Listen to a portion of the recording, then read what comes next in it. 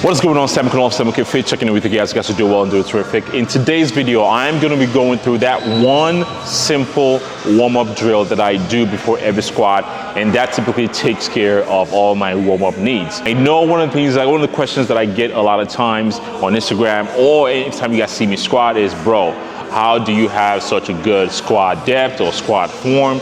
And I would say it took me a long time to get to. Before we get into that one warm-up, one of the most frustrating things that you guys have expressed to me and I've experienced throughout my lifting journey is you have access to all this content that tells you this is the best warm-up routine before squat, that is the best warm-up routine before squats. The answer is it's not that easy, it's quite complicated. Not all warm-ups are created equal.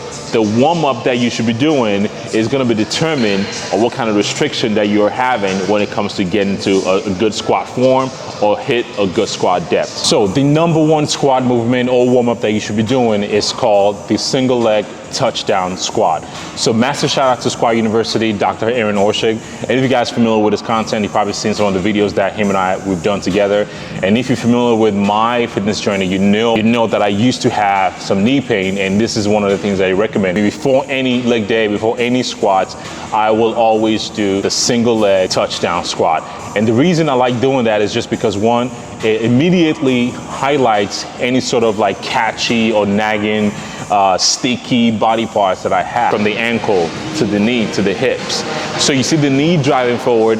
If I have any sort of ankle restriction, it's gonna limit me. I can feel my ankle catching. So that means, okay, hey, I need to pay attention to my ankle. If my knee is kind of like a little bit achy, I'm like, whoa, okay, I need to pay attention to my knee. And if I'm trying to go a little bit further, I'm trying to hinge and I feel a restriction in my lower back or my hips, I know I need to call attention to that. Doing the single leg touchdown squat, if it's an ankle mobility, I know, okay, well, I need to focus on that and do maybe some banded distraction. If it's some knee, maybe I need some sled pull or sled put. And if it's some hip, I need maybe some banded distraction on my kettlebell swing that some of you guys have seen from the video that I posted on Instagram or YouTube. Instead of just saying, okay, I'm gonna go into a squat session, I'm just gonna do like 6 different warm-ups, and I just hope one of the movement actually just works. First and foremost, you want to identify what the limitations you have. You can actually condense your warm-up process into like 3 warm-up routine as opposed to like 6, 7, and you're just hoping one of them kind of sticks. The point of this movement is not to just cancel all the mobility that you're planning to do.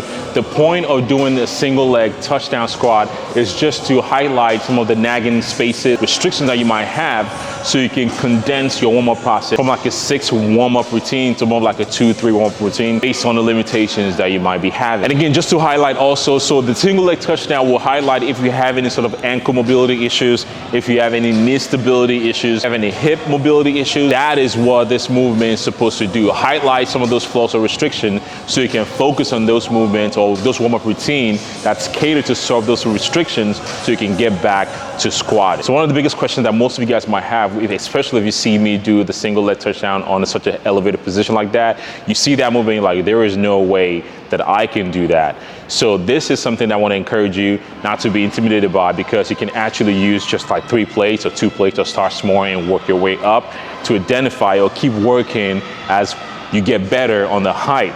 So something like just putting like stacking the 3 plates together, hinging down, can easily identify some of those areas. And if you feel fine doing this single, touchdown, you can definitely elevate and keep adding and stack and keep challenging yourself, because again, the higher you can go, the more range of motion you can definitely get out of this movement, and the more you can definitely identify any of the sticking points that you might have that might be preventing you from getting to a good squat depth or good squat form. And I also like to mention the touchdown squat is something I came up with. That's something that Dr. Aaron Orshig from Squat University has programmed for me and has worked, wonders into my squat routine or squat form or my knee pain even, because it highlights some of the restrictions that I was having, the hips issue, the ankle mobility, the knee issue that I was having, and that kind of just solved those problems. Again, the video is meant for you to condense your warm-up process, not just like a one single solution for you to just like, get into a better squat form. So don't come for me in the comments like, hey Sam,